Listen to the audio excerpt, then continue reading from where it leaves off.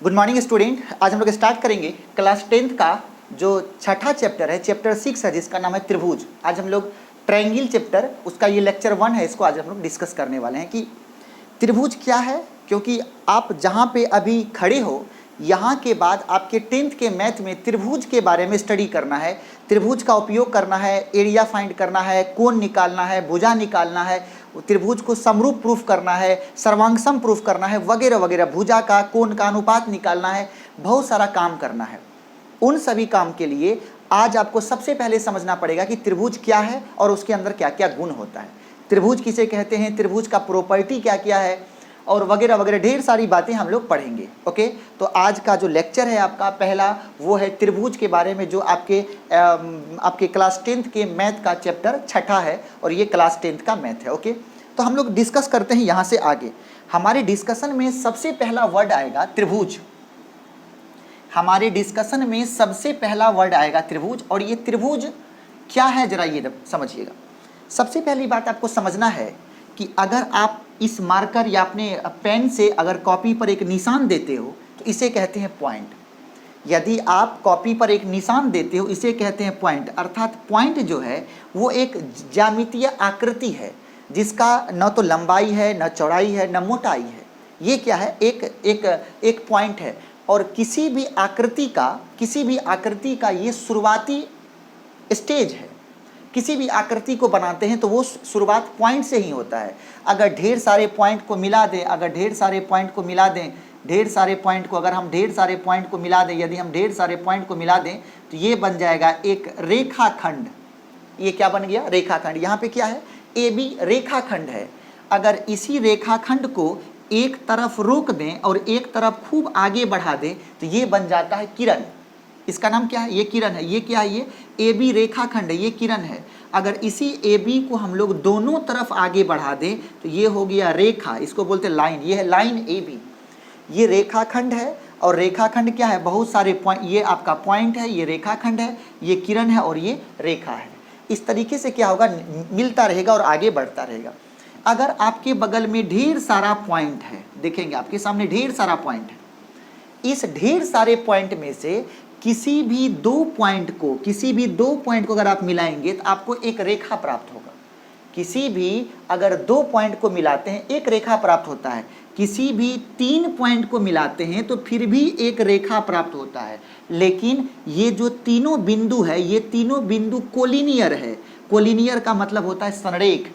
अर्थात यदि दो बिंदु को मिलाएं तो आपको एक रेखाखंड प्राप्त होगा, या दो से अधिक संरेख बिंदु को मिलाते हैं फिर भी आपको एक रेखाखंड प्राप्त होता है। लेकिन यदि, अब आ रहा है त्रिभुज का परिभाषा, लेकिन यदि तीन नॉन कोलिनियर का मतलब असंरेख, यदि आप तीन असंरेख बिंदु को मिलाते हैं, फिर से यदि आप तीन असंरेख बिंदु को मिलाते हैं तो उससे एक त्रिभुज का निर्माण होता है। अर्थात त्रिभुज कैसे बनता है? तो आपने क्या बोला कि यदि तीन नॉन कोलिनियर मतलब असंरेख बिंदु को मिलाया जाए तब एक ज्यामितीय आकृति प्राप्त होता है। उसी ज्यामितीय आकृति का नाम क्या है? त्रिभुज।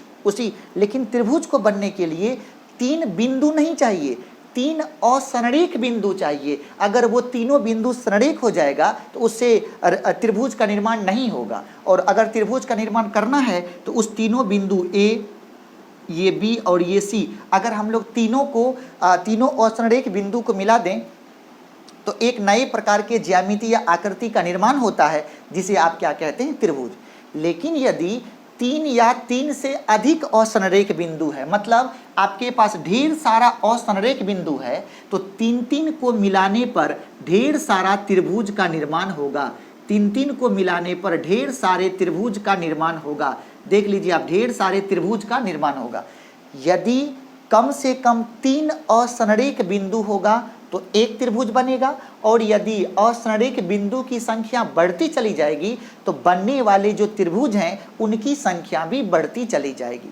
ओके, दूसरा परिभाषा, यदि आपके पास तीन रेखाखंड है, अगर हम लोग इस तीनों को जोड़ दें तो एक ज्यामितीय आकृति मिलेगा जिसे त्रिभुज कहते हैं। अर्थात तीन रेखाखंड से बने आकृति को भी त्रिभुज कहते हैं। लेकिन क्या बोले, तीन रेखाखंड से बने आकृति को भी त्रिभुज कहते हैं। लेकिन मतलब इसमें कुछ आगे जोड़ना है। अब वो लेकिन क्या है ये देखिए। इसका मतलब लेकिन में ये बताना है हमको कि ऐसा नहीं है कि कोई भी तीन भुजा अगर हम लोग जोड़ देंगे तो वो त्रिभुज का निर्माण हो जाएगा। अगर ऐसा नहीं समझिए कि त्रिभुज का कोई भी तीन भुजा अगर हम लोग ऐड कर दिए तो वो एक त्रिभुज बन जाएगा, नहीं। जैसे मान लीजिए एक ये भुजा है, एक ये भुजा है और एक ये भुजा है, क्या त्रिभुज बन गया? देखिए क्या त्रिभुज बन गया? नहीं बना, यहाँ पे खाली है। ये त्रिभुज तब बनेगा जब ये जो छूटी हुई भुजा है यहाँ पे, ये जो गैप है, इस भुजा को पकड़ के यहाँ ला के रखा जाए। उसके लिए क्या करना पड़ेगा, जब आप यहाँ इस पॉइंट को पकड़ लीजिए और इसको खींच के यहाँ सटाइए, ए बी सी, ये जो पॉइंट फ्री है इस पॉइंट को सी पे ला के रखिए। क्या बोले, ये जो पॉइंट आपका फ्री है इस पॉइंट को सी पे ला के रखिए। ये जो पॉइंट आपका फ्री है इस पॉइंट को सी पे ला के रखिए। अर्थात ए बी सी जो है इसमें ये जो पॉइंट फ्री है इस फ्री वाले पॉइंट को सी पे ला के रखिए। क्या करना है, सी पे ला के रखना है। लेकिन सी पे जब आप रखने जाओगे इसे आप पकड़ के नीचे खींच के सटाइए, आपको पता चलेगा ये जो ए यहाँ पे है ये थोड़ा सा यहाँ आ जाएगा और तब ये यहाँ पे जाकर के जुट जाएगा। अर्थात पहले जिस समय ये शीर्ष यहाँ पे था तो कोण ये बना हुआ था, लेकिन जब ये नीचे सी यहाँ पे जाके मिला तो कोण ये बन गया, ये कोण थीटा बन गया। इस तरीके से हमने देखा कि केवल तीन भुजाएं होने पर त्रिभुज नहीं बन जाता है, उसके संगत कोण भी होना चाहिए। अर्थात त्रिभुज में दो चीज इंपॉर्टेंट है, उसकी भुजाएं भी इंपॉर्टेंट है, उसके कोण भी इंपॉर्टेंट है। इसका मतलब ऐसा नहीं समझिए कि तीन भुजा मिल गया त्रिभुज बन गया। उस त्रिभुज में तीनों भुजा के संगत एक कोण है, इस भुजा के संगत ये कोण है, इस भुजा के संगत ऊपर वाला कोण है और इस भुजा के संगत ये वाला कोण है। तीनों भुजा का संगत तीन कोण है। संगत मतलब साथ, तीन कोण है और त्रिभुज के भुजा के साथ साथ उसके कोण भी बदलते हैं। अर्थात जिस रेशियो में त्रिभुज का भुजा होना चाहिए उसी रेशियो में त्रिभुज का कोण भी होना चाहिए। क्या बोले, जिस रेशियो में त्रिभुज की भुजा होनी चाहिए उसी रेशियो में त्रिभुज का कोण भी होना चाहिए। इसीलिए त्रिभुज में दो चीज इंपॉर्टेंट है, एक चीज इंपॉर्टेंट है त्रिभुज की तीनों भुजा और एक चीज इंपॉर्टेंट है त्रिभुज का तीनों कोण। ओके, त्रिभुज की तीनों भुजा और एक है उसका त्रिभुज का तीनों कोण। मतलब त्रिभुज के साथ दो चीज एक साथ रहता है, एक कोण एक भुजा। अगर कोण बीमार पड़ेगा तो उसका दर्द भुजा को होगा, भुजा बीमार पड़ेगा उसका दर्द कोण को होगा। अर्थात दोनों एक दूसरे के साथ जुड़ा हुआ है, त्रिभुज की तीनों भुजाएं और त्रिभुज के तीनों कोण। अब कोई त्रिभुज है, मान लेते हैं यहाँ पे एक त्रिभुज बना है, ये एक त्रिभुज है, इसमें तीन भुजा हैं ए बी सी, और ये जो ए बी सी है इस ए को बोलते हैं शीर्ष, ये बी को भी बोलते हैं शीर्ष और सी को भी बोलते हैं शीर्ष। ओके, ए बी सी क्या है, शीर्ष है। ये तीनों, ये त्रिभुज का कोण, ये भी त्रिभुज का कोण, ये भी त्रिभुज का कोण, इसको बोलते हैं कोण ए, इसको बोलते हैं कोण बी और इसको बोलते हैं कोण सी। ओके, भुजा ए बी, भुजा बी सी, भुजा सी ए, ये है भुजा ए बी, ये है भुजा बी सी और ये है भुजा सी ए। अब ये जो शीर्ष ए है उसके सामने वाली भुजा को कहते हैं छोटा ए, बी है, बी के सामने वाली भुजा को कहते हैं छोटा बी और सी के सामने वाली भुजा को कहते हैं छोटा सी। अर्थात त्रिभुज एक ज्यामितीय आकृति है जिसमें तीन शीर्ष, तीन भुजा और तीन कोण होते हैं। त्रिभुज एक ज्यामितीय आकृति है जिसमें तीन शीर्ष, तीन भुजा और तीन कोण होते हैं। अगर ये त्रिभुज संभव होगा, अगर ये त्रिभुज संभव होगा, मान लेते हैं आपसे देखिएगा कौन सा इनमें से कौन सा त्रिभुज संभव है। कोई भी त्रिभुज तब संभव होगा जब त्रिभुज के किसी भी दो भुजा का जोड़ तीसरे से बड़ा हो। कोई भी त्रिभुज तब संभव होगा जब उस त्रिभुज के किसी भी दो भुजा का जोड़ तीसरे से बड़ा हो। क्या बोले, कोई भी त्रिभुज तब संभव होगा जब उस त्रिभुज के किसी भी दो भुजा का योग मतलब जोड़ तीसरे से बड़ा हो। जैसे दो भुजा, आपके पास कितनी भुजा है, कौन कौन भुजा है, इसके पास भुजा कौन कौन है, भुजा है ए बी सी, किसी भी दो भुजा का जोड़, जैसे a प्लस बी का जोड़ हमेशा c से बड़ा होना चाहिए, b प्लस c का जोड़ a से बड़ा होना चाहिए, c प्लस a का जोड़ b से बड़ा होना चाहिए, अर्थात किसी भी दो भुजा का जोड़ तीसरे से बड़ा होना चाहिए। अगर तीसरे के बराबर भी हो गया वह त्रिभुज संभव नहीं होगा। अगर दो भुजा का जोड़ अगर तीसरे से कम हो गया त्रिभुज संभव नहीं होगा। दो भुजा का जोड़ हमेशा तीसरे से बड़ा होना चाहिए। अगर तीसरे के बराबर हो जाए जोड़ संभव नहीं होगा। सर ये तीनों होना चाहिए, कोई दो हो गया तीसरा नहीं हुआ, वो त्रिभुज संभव नहीं है। जैसे हमने कहा 2 3 5, 2 3 5 ऐसा दिया हुआ है, गौर कीजिए। 2 3 5, 2 3 5, देखिए ना ए बी 2 3 5, देखिए तीसरे के बराबर हो गया। तीसरे से बड़ा होना चाहिए, बराबर नहीं होना चाहिए। यहाँ पे क्या हो गया, तीसरे के बराबर हो गया, ये त्रिभुज नहीं बनेगा।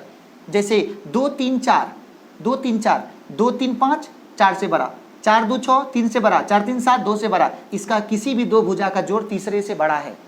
अब चेक करेंगे ये त्रिभुज संभव है। जैसे आपके पास है 3 4 5, देखिए किसी भी दो को जोड़िए, 3 4 7 5 से बड़ा, या 5 4 9 3 से बड़ा, 5 3 8 4 से बड़ा, मतलब किसी भी दो भुजा का जोड़ अगर तीसरे से बड़ा हो तो वह त्रिभुज संभव होगा। मतलब 3 4 5 वाले भुजा से बनने वाला जो त्रिभुज होगा वो संभव होगा। फिर से त्रिभुज एक ऐसा ज्यामितीय आकृति है जिसमें 3 शीर्ष 3 भुजा और 3 कोण होता है।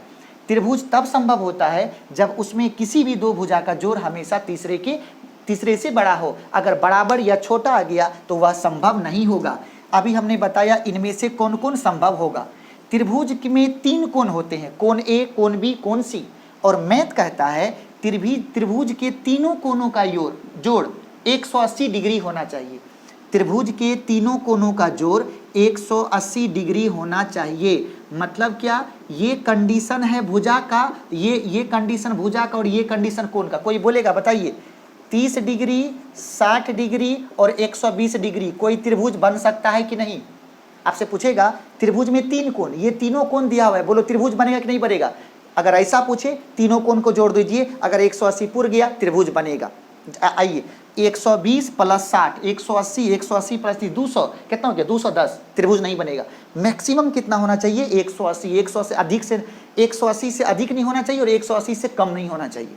ठीक है, अगर 180 से अधिक हो जाए या कम हो जाए त्रिभुज नहीं बनेगा। आपसे बोलेगा बताइए 30 डिग्री 60 डिग्री और 50 डिग्री त्रिभुज बनेगा कि नहीं बनेगा? जोड़िए 60 30 80, 80 50 कितना? 8 5 13 130। त्रिभुज नहीं बनेगा। क्यों? क्योंकि कितना होना चाहिए? 180 डिग्री। जैसे आपसे पूछेगा बताइए 60 डिग्री 60 डिग्री 60 डिग्री त्रिभुज बनना कि नहीं बनना? जोड़ दीजिए तीनों को, 60 60 120 120 60 180 त्रिभुज बनेगा। अगर आपसे पूछ दिया जाए बताइए 30 60 90 त्रिभुज बनना कि नहीं बनना? जोड़िए 30 60 90 90 90 180, हाँ त्रिभुज बनेगा। सर आपसे पूछेगा बताइए 2 2 4 त्रिभुज इस भुजा, ये भुजा दिया है, भुजा से बनना कि नहीं बनना? जोड़िए 2 2 4 4 के बराबर नहीं बनेगा। आपसे बताइए 2 3 6 त्रिभुज बनना कि नहीं बनना? आइए चेक करते हैं। 3 2 5 दो भुजा का जोड़ तीसरे से बड़ा होना चाहिए। 2 3 5 5 6 से बड़ा है क्या? नहीं है, त्रिभुज नहीं बनेगा। हमने क्या कहा? दो भुजा का जोड़ हमेशा तीसरे से बड़ा होना चाहिए। अगर बड़ा नहीं है तो वह त्रिभुज नहीं बनेगा, अगर बड़ा होता तभी त्रिभुज बनता। ओके, जैसे 4 5 6 4 5 6 चेक करते हैं। 4 5 9 6 से बड़ा है। जैसे 4 6 10 5 से बड़ा है। 6 5 11 4 से बड़ा है, हाँ ये त्रिभुज बनेगा। हमने ये बताया कि भुजा के आधार पर कौन सा त्रिभुज बनेगा और कोण के आधार पर कौन सा त्रिभुज बनेगा। आपने क्या देखा? भुजा के आधार पर कौन सा त्रिभुज बनेगा और कोण के आधार पर कौन सा त्रिभुज बनेगा, उसका क्या कंडीशन है। कंप्लीट। नेक्स्ट आपको जानना है त्रिभुज की कुछ बातें, आपको जाननी है त्रिभुज की कुछ बातें। अब कुछ बातें क्या है जरा ये देखिए। तो आपको हमने बताया त्रिभुज के कोण के बारे में, उसके शीर्ष के बारे में वगैरह वगैरह। अब देखेंगे सर ये आपका त्रिभुज है। त्रिभुज में दो चीज है, एक है आपका भुजा और एक है आपका कोण। ये जो त्रिभुज के अंदर में तीनों कोण है, इस तीनों को बोलते हैं अंतःकोण। क्या बोलेंगे? अंतःकोण। इस त्रिभुज इस तीनों को क्या बोलेंगे? अंतःकोण। अब देखिए किसी भी भुजा को आप बाहर बढ़ा लो, बढ़ा लिए।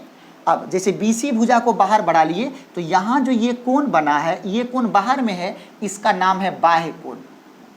क्या नाम है इसका? नाम एक्सटर्नल एंगल, ये है बाह्य कोण, और जैसे कि ये है कोण ए, ये है कोण बी, ये है कोण सी। हमने कहा ये तीनों अंतः कोण है, लेकिन गौर करेंगे ये क्या है, बाह्य कोण है। इस बाह्य कोण के लिए सी होगा अंतः और ये दोनों होगा सुदूर अंतः। सुदूर मतलब एकदम अंतिम का, सुदूर अंतः।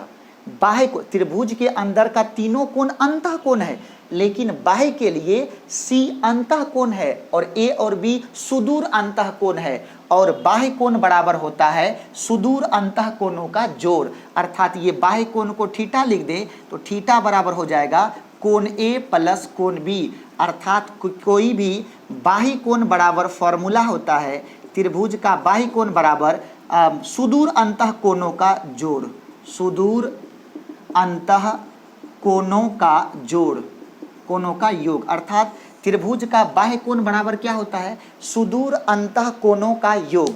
बाह्य कोण बराबर होता है सुदूर अंतः कोणों का योग। किसी भी त्रिभुज के बाह्य कोण बराबर होता है सुदूर अंतः कोणों का योग। त्रिभुज के बाह्य कोण बराबर होते हैं सुदूर अंतः कोणों का योग। जैसे हमने ये कोण BC को बढ़ाया, बाय द वे मेरा कोई प्यारा भाई होगा और वो बोलेगा सर हम इसको बढ़ा देना चाहते हैं, ये कोण A, ये कोण A, ये कोण B, ये कोण C। अब देखिए इसके लिए ये हो गया बाह्य कोण। अब इसके लिए ये जो बाह्य कोण होगा इसका ये दोनों सुदूर अंतः कोण। बाय द वे कोई इस भुजा को यहाँ बढ़ा देता, इसके लिए ए हो जाता अंतः कोण, BC हो जाएगा बाह्य कोण। अगर कोई भुजा को यहाँ बढ़ा देगा तो ये हो गया उसका बाह्य कोण, ये अंतः कोण, ये दोनों सुदूर अंतः कोण। अर्थात किसी भी त्रिभुज का बाह्य कोण बराबर होता है उसके सुदूर अंतः कोणों का जोड़, सुदूर अंतः कोणों का जोड़। कंप्लीट। हमने कहा आपको त्रिभुज जो है वो दो आधार पर बना हुआ है, एक है भुजा का आधार और एक है कोण का आधार। पहले दोनों साथ में था, लेकिन एक दिन क्या हुआ, गलती से भुजा लड़ाई कर लिया कोण से। गलती से एक दिन क्या हुआ, पहले त्रिभुज के कोण और भुजा दोनों साथ में थे, लेकिन एक दिन ऐसा हुआ किसी दूसरे के कहने पर मैथ एक दिन क्या किया, दोनों को बमका दिया, और संजोग क्या हुआ कि त्रिभुज का भुजा लड़ गया किससे, त्रिभुज के कोण के साथ। और जब त्रिभुज का भुजा लड़ गया त्रिभुज के कोण के साथ तो फिर पंचायत हुआ। कोण और त्रिभुज बोला कि नहीं अब हम लोग अलग हो जाएंगे। तब उस दिन सभी पंच आकर के पूरा मैथमेटिक्स बैठ करके त्रिभुज को बांट दिया, और त्रिभुज को बांटने का दो आधार बनाया। पहला आधार बनाया भुजा का और दूसरा आधार बनाया कोण का। अर्थात जब त्रिभुज के भुजा और कोण में लड़ाई हुआ तो उसको बांटने का दो आधार बना, उसको बांटने का दो आधार बना, एक आधार बना भुजा का और एक आधार बना कोण का। और उसी दिन से त्रिभुज का बंटवारा हुआ, एक है भुजा के आधार पर और एक है कोण के आधार पर। तो हम लोग अगला हेडिंग देंगे त्रिभुज के प्रकार। अगला हेडिंग देंगे आप त्रिभुज के प्रकार। त्रिभुज का जो प्रकार है उसको हम लोगों ने क्या बोला अभी, त्रिभुज को दो भागों दो आधार पर बांटा, दो आधार पर बांटा। एक हो गया आपको भुजा का आधार, एक हो गया आपका भुजा का आधार, और एक हो गया आपका कोण का आधार। एक क्या हो गया, कोण का आधार, और एक क्या हो गया, भुजा का आधार। हमने क्या बोला, त्रिभुज का भुजा और कोण एक दूसरे से लड़ गया, और लड़ने के बाद त्रिभुज का बंटवारा हो गया। और एक बंटवारा था त्रिभुज के भुजा के आधार पर, और एक दूसरा बंटवारा था त्रिभुज के कोण के आधार पर। भुजा के आधार पर, ये जो भुजा का आधार है इस पर त्रिभुज को तीन भागों में बांटा गया, 1 2 3। और ये जो कोण का आधार है इसमें भी त्रिभुज को तीन आधार पर बांटा गया, 1 2 और 3। इसमें कुछ लिखेंगे हम लोग, ऐसा नहीं सिर्फ नंबर लेके छोड़ देना है। त्रिभुज लड़ गया, त्रिभुज का भुजा लड़ गया कोण से, दोनों बट गया। पहले एक एक बंटवारा हुआ अब भुजा के आधार पर, और एक बंटवारा हुआ कोण के आधार पर। भुजा के आधार पर त्रिभुज तीन प्रकार का, एक होता है समबाहु त्रिभुज, समबाहु त्रिभुज इसको बोलते हैं आइसो इक्विलेटरल ट्रायंगल। समबाहु त्रिभुज क्या बोलेंगे, ये है आपका इक्विलेटरल ट्रायंगल। और दूसरा है समद्विबाहु त्रिभुज, समद्विबाहु त्रिभुज। दूसरा है समद्विबाहु त्रिभुज, दूसरा क्या है, समद्विबाहु त्रिभुज। इसको बोलते हैं आइसोसेलेस ट्रायंगल। ये है इक्विलेटरल ट्रायंगल और ये क्या है, आइसोसेलेस ट्रायंगल। और तीसरा है आपका विषमबाहु त्रिभुज। तीसरा कौन है, तीसरा है आपका विषमबाहु त्रिभुज। तीसरा कौन है आपका, तो तीसरा है आपका विषमबाहु, इसको बोलते हैं स्केलिन ट्रायंगल। पहला है इक्विलेटरल ट्रायंगल, दूसरा है आइसोसेलेस ट्रायंगल, और तीसरा है विषमबाहु त्रिभुज। समबाहु त्रिभुज कहते हैं वैसे त्रिभुज जिसकी तीनों भुजा आपस में बराबर हो, वैसा त्रिभुज जिसकी तीनों भुजा आपस में बराबर हो, मतलब ए बी बराबर बी सी बराबर ए सी। अगर तीनों भुजा आपस में बराबर होगा तो तीनों कोण भी बराबर होगा, इसीलिए 180 को 3 भाग में बांट दीजिए। ये हो गया 60 डिग्री, ये हो गया 60 डिग्री और ये हो गया 60 डिग्री। तो बताइए समबाहु त्रिभुज का तीनों कोण कितना, 60-60 डिग्री। समबाहु त्रिभुज की तीनों भुजाएं कितनी, बराबर बराबर। ओके, तो जिस त्रिभुज की तीनों भुजा आपस में बराबर हो उसे समबाहु त्रिभुज कहते हैं। और एक बात आप जिंदगी में मत भूलना, आपका ज्यामिति कहता है कि बराबर वाले भुजा के सामने का कोण बराबर और बराबर वाले कोण के सामने की भुजा बराबर। फिर से समझिए, बराबर वाले भुजा के सामने का कोण बराबर और बराबर वाले कोण के सामने का भुजा बराबर। ठीक है, तो समबाहु त्रिभुज क्या है, वैसा त्रिभुज जिसके तीनों भुजा आपस में बराबर हो और समबाहु त्रिभुज का तीनों कोण 60 डिग्री। समद्विबाहु त्रिभुज, द्वि सम मतलब बराबर, द्वि मतलब दो, बाहु मतलब भुजा। वैसा त्रिभुज जिसकी दो भुजाएं आपस में बराबर हो, ए ये बी और ये सी। ओके, तो इसमें क्या होगा, दो भुजा बराबर होगा। मान लीजिए ए बी और ए सी बराबर है, तो अगर ए बी ए सी बराबर है तो ए बी के सामने का कोण बी और ए बी के सामने का कोण सी और ए सी के सामने का कोण बी, ये दोनों कोण भी क्या होगा, बराबर। ये कोण कितना होगा नहीं पता।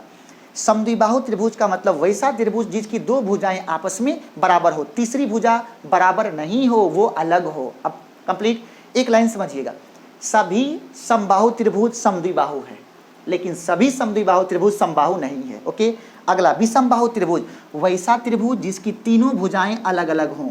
वैसा त्रिभुज जिसकी तीनों भुजाएं अलग अलग हो, कोई भी बराबर नहीं है, तीनों भुजा अलग अलग लंबाई का है, और वैसे त्रिभुज को क्या बोलेंगे, विषमबाहु त्रिभुज। कंप्लीट। अगला आधार क्या है, अगला आधार है कोण के आधार पर। अगला आधार क्या है, कोण के आधार पर। कोण के आधार पर जो त्रिभुज है उसका बंटवारा किया गया। सबसे पहला है न्यून कोण त्रिभुज, सबसे पहला है न्यून कोण त्रिभुज। सबसे पहला क्या हो गया, न्यून कोण त्रिभुज। ओके, इसको बोलते हैं एक्यूट एंगल ट्रायंगल। एक्यूट, न्यून कोण त्रिभुज का मतलब एक्यूट एंगल ट्रायंगल। तो बोलता है वैसा त्रिभुज जिसके तीनों कोण, वैसा त्रिभुज जिसके तीनों कोण 90 डिग्री से छोटा हो। वैसा त्रिभुज जिसके तीनों कोण 90 डिग्री से छोटा हो उसे न्यून कोण कहेंगे, एक्यूट एंगल ट्रायंगल कहेंगे। क्या बोलेंगे, एक्यूट एंगल ट्रायंगल। वैसा त्रिभुज जिसके तीनों कोण क्या हो, 90 डिग्री से छोटा हो। मान लीजिए ए, ये बी और ये सी, ये है आपका मान लेते हैं 60 डिग्री, ये है आपका 20 डिग्री। 60-20 कितना हो गया, 60-20, 60-20 80, और 60 इसको 40 बोल देते हैं, 40 या 50 बोल देते हैं, तो 60-50 कितना हो गया, 110, और ये हो गया 70। देखिए आप, तीनों कोण क्या है, 90 से छोटा है। तो वैसा त्रिभुज जिसके तीनों कोण 90 से छोटा हो उसे क्या बोलेंगे, एक्यूट एंगल ट्रायंगल, मतलब न्यून कोण त्रिभुज।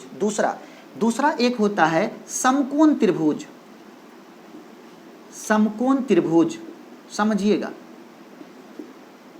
समकोण त्रिभुज अर्थात राइट एंगल ट्रायंगल। तो लिखता है कि वैसा त्रिभुज जिसके एक कोण, वैसा त्रिभुज जिसका एक कोण 90 डिग्री हो, जिसका एक कोण क्या है, 90 डिग्री हो। वैसा त्रिभुज जिसके एक कोण 90 डिग्री हो। सर, किसी भी त्रिभुज का अधिकतम एक ही कोण 90 डिग्री हो सकता है, दो कोण 90 डिग्री नहीं होगा। ओके, क्योंकि अगर दो कोण 90 हो गया, तीसरा कोण 0 होना पड़ेगा, और किसी भी त्रिभुज का तीनों कोण में से कोई भी कोण 0 नहीं हो सकता। अगर त्रिभुज का कोण 0 हुआ इसका मतलब वो त्रिभुज नहीं है, वो रेखाखंड है। इसीलिए किसी भी त्रिभुज का यदि एक कोण 90 डिग्री हो गया उसको बोलते हैं समकोण त्रिभुज। क्या बोलेंगे उसको बोलेंगे समकोण त्रिभुज। कंप्लीट। नेक्स्ट, अगला है आपका अधिक कोण त्रिभुज, इसको बोलते हैं ऑब्ट्यूस एंगल ट्रायंगल। अधिक कोण त्रिभुज क्या बोलेंगे, acute angle triangle, acute angle triangle. Okay, obtuse angle triangle. इसका मतलब होता है वैसा त्रिभुज जिसका एक कोण 90 डिग्री से अधिक हो। क्या बोला, वैसा त्रिभुज जिसका एक कोण 90 डिग्री से अधिक हो। जैसे हमने बनाया, ऐसे देखिएगा आप, ये एक त्रिभुज है ए बी सी, ये देखिए ये कोण 180, ये 90 डिग्री से अधिक है। वैसा त्रिभुज जिसका एक कोण और अधिक कोण भी केवल एक ही हो सकता है। किसी भी त्रिभुज में अधिक से अधिक एक समकोण हो सकता है, किसी भी त्रिभुज में अधिक से अधिक एक अधिक कोण हो सकता है, और किसी भी त्रिभुज में कम से कम 2 न्यून कोण होगा और अधिक से अधिक 3 न्यून कोण होगा। फिर समझिए, किसी भी त्रिभुज में कम से कम 2 न्यून कोण होगा और अधिक से अधिक 3 न्यून कोण होगा। किसी भी त्रिभुज में अधिक से अधिक 1 समकोण होगा या अधिक से अधिक 1 अधिक कोण होगा। कंप्लीट। तो हमने क्या कहा, कोण के आधार पर त्रिभुज को 3 भागों में बांटा, एक है न्यून कोण, एक है समकोण और एक है अधिक कोण। तो ये है आपके त्रिभुज का बंटवारा, त्रिभुज का क्या क्या आधार है। हमारे सामने जो चैप्टर त्रिभुज है उसमें हम लोग त्रिभुज का भुजा के साथ, कोण के साथ, कोण और भुजा के साथ हम लोग उसमें स्टडी करेंगे, कोण और भुजा के साथ में। जरा सा एक चीज़ को हम लोग और देखेंगे, ये था भुजा के आधार पर और ये क्या है, कोण के आधार पर। कंप्लीट। अब जैसे हम लोग, हमारे लिए एक त्रिभुज ऐसा है जो बहुत इंपॉर्टेंट है जिसका नाम है समकोण त्रिभुज। जरा सा समकोण त्रिभुज को स्पेशली एक बार देखिएगा।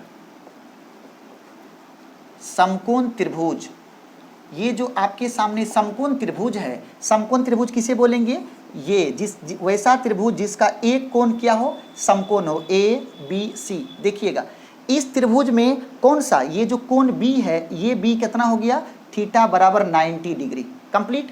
और इस कोण को मान लेते हैं थीटा, या थीटा मान लिए या फाई मान लिए, ठीक है। ये जो कोण 90 डिग्री हो गया उसे बोलेंगे समकोण। तो ये क्या हो गया, समकोण। और ये कोण है आपका फाई। अब देखेंगे ये समकोण त्रिभुज है और समकोण त्रिभुज में हम लोग एक थ्योरम लगाते हैं जिसका नाम है पाइथागोरस थ्योरम, पाइथागोरस प्रमेय, पाइथागोरस प्रमेय। पाइथागोरस प्रमेय कहता है किसी भी और पाइथागोरस प्रमेय केवल समकोण त्रिभुज के लिए लागू होता है। इसी त्रिभुज के लिए एक और चैप्टर लागू होता है जिसका नाम है त्रिकोणमिति। त्रिकोणमिति भी केवल समकोण त्रिभुज में ही लागू होता है। एक लागू होगा पाइथागोरस प्रमेय और दूसरा लागू होता है त्रिकोणमिति। बहुत इंपॉर्टेंट है ये त्रिभुज, त्रिकोणमिति। त्रि मतलब 3, कोण मतलब कोण, मिति मतलब मापन। तो इस समकोण त्रिभुज में हम लोग 2 चीज़ पढ़ते हैं, एक पढ़ते हैं पाइथागोरस प्रमेय और एक पढ़ते हैं त्रिकोणमिति। त्रिकोणमिति भी समकोण के साथ पढ़ा जाता है और पाइथागोरस भी समकोण के साथ पढ़ा जाता है। अब देखेंगे समकोण त्रिभुज में समकोण के सामने वाली भुजा को कर्ण कहते हैं। समकोण त्रिभुज में समकोण के सामने वाली भुजा को कर्ण कहते हैं। हमेशा समकोण त्रिभुज में समकोण के सामने वाली भुजा को कर्ण कहते हैं। और ये क्या हो गया, ये है आपका कोण। और जिस कोण को मेजर करना है, थीटा अगर इसको बोलेंगे, बाय द वे अगर इसको हम लोग थीटा बोल देते हैं, ये तो आपके सामने 90 डिग्री है, तो थीटा के सामने वाले भुजा को हमेशा लंब कहते हैं और जो बच गया उसे आधार कहते हैं। इसका मतलब है कर्ण का अंग्रेजी होता है हाइपोटेनस, उसको एच लिखते हैं। लंब का अंग्रेजी होता है परपेंडिकुलर, उसे पी लिखते हैं। बेस का अंग्रेजी होता है बेस को बी लिखते हैं। ठीक है, पी मतलब लंब, परपेंडिकुलर, एच मतलब हाइपोटेनस कर्ण और बी का मतलब बेस मतलब आधार। समकोण के सामने वाली भुजा को हमेशा कर्ण कहते हैं, थीटा के सामने वाली भुजा को लंब कहते हैं। 3 ही तो भुजा है। लंब और कर्ण क्लियर होने के बाद जो बच गया वो हमेशा आधार होगा। इसका मतलब है कि लंब और आधार त्रिभुज का बदल सकता है लेकिन कर्ण कभी नहीं बदलता है। और तीसरी बात, समकोण त्रिभुज की सबसे बड़ी भुजा कर्ण होती है। समकोण त्रिभुज की सबसे बड़ी भुजा कर्ण होती है। समकोण त्रिभुज की सबसे बड़ी भुजा कर्ण होती है। कर्ण का मान नहीं बदलता है। समकोण के सामने वाली भुजा को कर्ण कहते हैं, थीटा के सामने वाली भुजा को लंब कहते हैं। अगर थीटा इसको मानेंगे तो लंब ये होगा, थीटा इसको मानेंगे तो लंब ये होगा।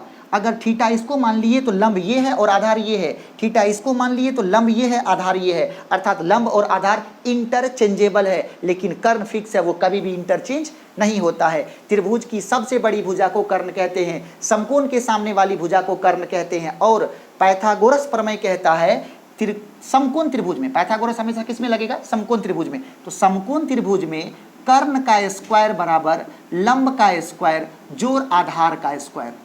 कर्ण का स्क्वायर बराबर लंब का स्क्वायर जोड़ आधार का स्क्वायर, या कर्ण बराबर होगा रूट अंडर लंब का स्क्वायर जोड़ आधार का स्क्वायर।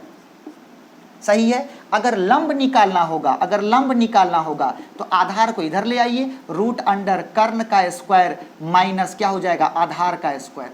यदि आधार निकालना होगा तो आप क्या लिखेंगे, अगर आधार निकालना होगा तो लंब को इधर ले आइए, ये बन जाएगा कर्ण का स्क्वायर माइनस लंब का स्क्वायर। कंप्लीट। ये क्या था, पाइथागोरस प्रमेय है। ये पाइथागोरस प्रमेय का जड़ है कर्ण का स्क्वायर बराबर लंब का स्क्वायर जोड़ आधार का स्क्वायर, कंप्लीट। उसके बाद क्या है, त्रिकोणमिति। त्रिकोणमिति में हम लोग पढ़ते हैं 6 ट्रिगोनोमेट्रिक रेशियो को। त्रिकोणमिति में 6 त्रिकोणमितीय अनुपात को पढ़ते हैं, जो अगला चैप्टर है, लेकिन हल्का सा डिस्कशन यहाँ करते हैं। इसमें हम लोग पढ़ेंगे साइन थीटा, इसमें हम लोग पढ़ेंगे कॉस थीटा, इसमें हम लोग पढ़ेंगे टेन थीटा, इसमें हम लोग पढ़ेंगे कॉट थीटा, इसमें हम लोग पढ़ेंगे सेक थीटा, और इसमें हम लोग पढ़ेंगे कोसेक थीटा। कोसेक थीटा ये गिन लो आप, ये 6 त्रिकोणमितीय अनुपात। त्रिकोणमिति जो होता है वो कोण को भुजा के साथ संबंधित करता है। त्रिकोणमिति जो है वो कोण को भुजा के साथ संबंधित करता है। तो समकोण त्रिभुज हमारे लिए बहुत ही महत्वपूर्ण है इस दृष्टिकोण से कि इसमें हम लोग पाइथागोरस यूज करके भुजा का संबंध भुजा के साथ लगा सकते हैं। समकोण त्रिभुज हमारे लिए इस तरीके से भी इंपॉर्टेंट है कि इसमें हम लोग 2 अप्लाई करते हैं। पहला अप्लाई करते हैं पाइथागोरस और दूसरा अप्लाई करते हैं त्रिकोणमिति। पाइथागोरस का जब हम लोग थ्योरम यूज करते हैं तो वो हमको भुजा का संबंध भुजा के साथ, देखिए ना, एगो को कर्ण बोला, एक को लंब बोला, एक आधार बोला, तीनों भुजा का संबंध स्पष्ट कर दिया। लेकिन ये जो त्रिकोणमिति है ये आपको कोण को भुजा के साथ वो संबंध स्थापित करता है। त्रिकोणमिति जो है वो कोण का भुजा के साथ संबंध स्थापित करता है, और कोण का कोण के साथ संबंध स्थापित करने के लिए हम लोग एक नया चैप्टर पढ़ते हैं, उसका नाम है त्रिभुज का हल, अर्थात सॉल्यूशन ऑफ ट्रायंगल। लेकिन सॉल्यूशन ऑफ ट्रायंगल हमारा 11th का चैप्टर है, जिसे हम लोग यहाँ पे डिस्कस करना ज़्यादा इंपॉर्टेंट या उचित नहीं समझते हैं। तो अगर हम 11th का मैथ स्टार्ट करेंगे तो उसमें इस बात की चर्चा अवश्य करेंगे। ओके, तो आज हम लोग को ये जानना है समकोण त्रिभुज एक ऐसा स्टैंडर्ड त्रिभुज है जो तीनों काम करता है। भुजा का संबंध भुजा के साथ लाता है पाइथागोरस प्रमेय के द्वारा, कोण का संबंध भुजा के साथ लाता है त्रिकोणमिति के द्वारा, और भुजा का कोण का संबंध कोण के साथ लाता है सॉल्यूशन ऑफ ट्रायंगल के द्वारा, जो हमारा नया चैप्टर है जो हम लोग 11th में पढ़ेंगे। और इसके बाद ये इतना इंट्रोडक्शन के बाद हम लोग पढ़ेंगे त्रिभुज के बारे में, और उस त्रिभुज में सबसे पहला होगा लेक्चर थेल्स का प्रमेय। लेकिन थेल्स का प्रमेय हम लोग डिटेल स्टडी करेंगे अगले लेक्चर में। तब तक के लिए धन्यवाद। हम उम्मीद करते हैं कि आपको मैथ पसंद आएगा और आनंद सर के यूट्यूब चैनल को आप हमेशा प्रमोट करेंगे और प्यार करेंगे। Thank you so much.